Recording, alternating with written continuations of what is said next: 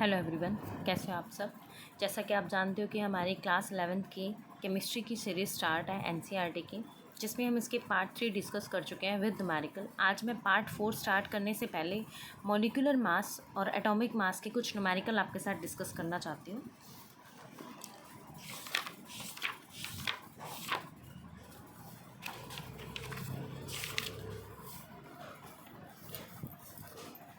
First numerical क्या कहता है कि कोई भी आपके पास एलिमेंट एक्स है जिसके आइसोटॉपिक कंपोजिशन है, कोई भी एलिमेंट एक्स है, एटॉमिक मास 290%, दूसरा 8.0%, दूसरा 2.0% है, उसका एवरेज एटॉमिक मास निकालो। जब भी आपको किसी का एवरेज एटॉमिक मास निकालना है और उसकी परसेंटेज दी है तो आपको मैंने समझाया भी था कि आपने क्या करना है, उसका जो मास गिवन है वो और उसकी परसेंटेज मल्टीप्लाई कर देना, प्लस सेकंड वाले का जो मास दिया है उसकी परसेंटेज उससे मल्टीप्लाई कर देना, फिर उसकी जो मल्टीप्लाई कर देना मास और परसेंटेज को डिवाइड बाय जो आपको परसेंटेज गिवन है ना, आप उसे ऐड करके डिवाइड कर दोगे, आपका क्या आ जाएगा, आंसर आ जाएगा।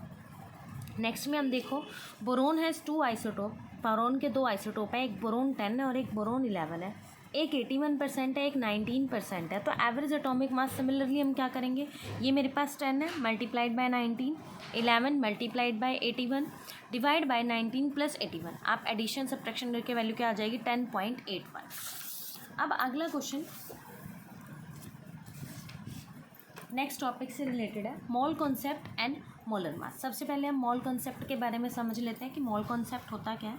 जब भी एटम और मॉलिक्यूल एग्जैक्टली स्मॉल साइज़ के होते हैं तो उनमें जो नंबर्स होते हैं वो small amount of any substance is really very large, जो बहुत ज़्यादा बड़े दिखाई देते हैं आपको। छोटा सा सबस्टांस भी बहुत बड़ा होता है। To handle such large number a unit of similar magnitude is required. तो इन नंबर्स को हैंडल करने के लिए आपको एक यूनिट रिक्वायर होती है मैग्नीट्यूड की। Just as we denote a dozen of 12 item, मान लिया मेरे पास एक डजन ऑफ 12 आइटम है, स्कोर फॉर 20 आइटम्स। तो ग्रोसरी क्या मानती है, 144 आइटम्स मान लेता है। अब ये मान लेता है कि मेरे पास एक दर्जन है, एक दर्जन में 12 आइटम है।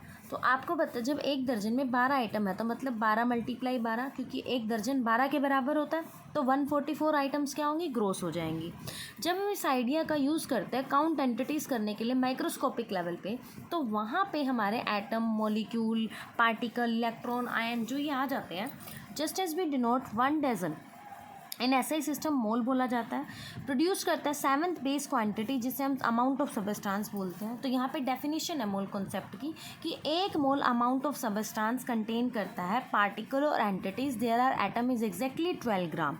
ये 12 ग्राम आइसोटोप का मतलब क्या है, कार्बन के 12 जो आपका मास होता है ना, एवरेज मास, उसके अकॉर्डिंग क्या कहता है ये, 1 mole is the amount of substance at contain as many particles और entity there atoms in exactly 12 gram. उनका जो मास है वो एग्जैक्टली 12 ग्राम के बराबर होना चाहिए। It may be emphasise that the mole of substance always contain same number of entity. जो मोल ऑफ सबस्टांस है वो same number of entity contain करता है, नो मैटर वट सबस्टांस में भी, मैटर नहीं करता कि सबस्टांस कौन सा है। In order to determine number precisely, अगर आप इस नंबर को कैलकुलेट करना चाहते हो तो mass of carbon atom determine किया जाता है मास स्पेक्ट्रोमीटर के साथ, और उसे जब हम फाउंड करते हैं ना तो वो इक्वल आता है आपका 1.992648 10⁻23 ग्राम। अब मान लीजिए मेरे पास कार्बन का 12 ग्राम का वेट है और मुझे निकालना है, तो हम 12 ग्राम डिवाइड बाय आपका जो नंबर ऑफ जो स्पेक्ट्रोमीटर से मास निकले उसे क्या कर देंगे, divide, that is the Avogadro number.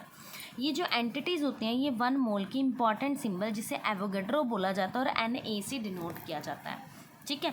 अगर मैं इन ऑर्डर टू एवोगेड्रो, ये एक साइंटिस्ट थे जिन्होंने इसे दिया था, रियली अप्रिशिएट लार्जेस्ट था। इन्होंने क्या करा था, zeros without using any power of 10, इन्होंने बिना किसी पावर को यूज़ करे उनके जीरोज लगा दिए थे।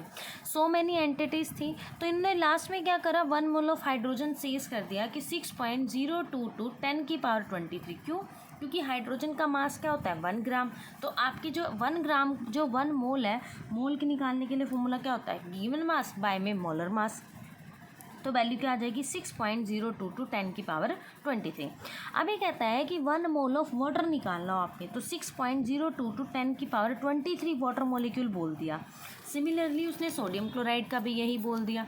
तो यहाँ पे डिफाइन क्या होता है कि जो मास होता है ना, 1 मोल ऑफ सबस्टांस और कंस्टिट्यूएंट एंटिटी में जब भी हम उसका मास निकालते हैं वो हमारा क्या हो जाता है, ग्राम में जब भी मेज़र किया जाएगा वो हमारा क्या कहलाता है, मोलर मास कहलाता है। मोलर मास को ग्राम में एटॉमिक, मॉलिक्यूलर या फॉर्मूला मास में यू में डिनोट किया जाता है। मोलर मास वाटर का 18.2, सोडियम क्लोराइड का 58.5 ग्राम। नेक्स्ट आगे आ जाता है मेरे पास percentage composition. So far we are dealing with the number of entities present in a given sample. हम बहुत देर से डील कर रहे हैं कि जो परसेंटेज कंपोजिशन की चीज़ क्वांटिटी की गिवन है, बट मैनी ए टाइम जो इन्फॉर्मेशन रिगार्ड होती है परसेंटेज की, वो पर्टिकुलरली एलिमेंट प्रेजेंट होता है किसी भी कंपाउंड में जो रिक्वायर होता है। सपोज कर लीजिए मेरे पास कोई अननोन या कोई नया कंपाउंड है जिसका पहला क्वेश्चन मैंने पूछा है व्हाट इज़ इट्स फॉर्मूला, इसका फॉर्मूला क्या है, वट इज़ इट्स कंस्टिट्यूएंट, इसमें कंस्टिट्यूएंट क्या है, हाइड्रोजन है, ऑक्सीजन है, नाइट्रोजन है, सोडियम है, क्लोरीन है, कौन से रेशो में ये प्रेजेंट है। For non compound such information provided check whether the given sample contain same percentage of element. तो यहाँ पे जो सैम्पल कंटेन करता है वो सेम परसेंटेज ऑफ एलिमेंट को कंटेन करता है। दूसरे वर्ड में one can check the purity of given sample by analysing this data. हम एक प्योरिटी सैम्पल की चेक करते हैं डाटा को एनालाइज करने के लिए। Let us understand it taking the example of water H2O। मैंने वाटर का एग्जाम्पल ले लिया। वाटर कंटेन करता हाइड्रोजन और ऑक्सीजन। तो परसेंटेज ऑफ कंपोजिशन दोनों की कैसे निकालेंगे, mass percentage element, mass of element multiplied by 100 divide by molar mass of element. जैसे अब मेरे पास मोलर मास है पानी का, तो पानी का 18.02 होता है।